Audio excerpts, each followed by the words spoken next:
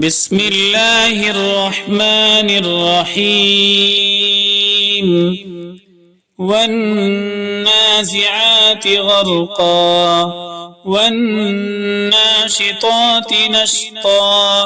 والسابحات سبحا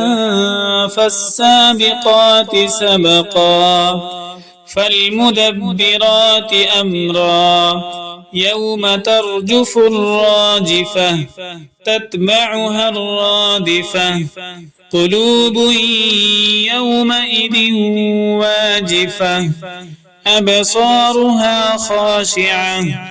يقولون إنا لمردودون في الحافرة أإذا كنا عظاما نخرة قالوا تلك إذا كرة خاسرة فإنما هي زجرة واحدة فإذا هم بالساهرة هل أتاك حديث موسى إذ ناداه ربه بالواد المقدس طوى اذهب إلى فرعون إنه طغى فقل هل لك إلى أن تزكى وأهديك إلى ربك فتخشى فأراه الآية الكبرى فكذب وعصى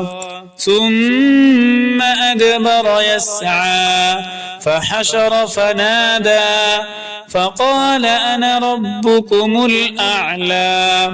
فأخذه الله نكال الآخرة والأولى إن في ذلك لعبرة لمن يخشى أأنتم أشد خلقا أم السماء بناها رفع سمكها فسواها وأغطش ليلها وأخرج ضحاها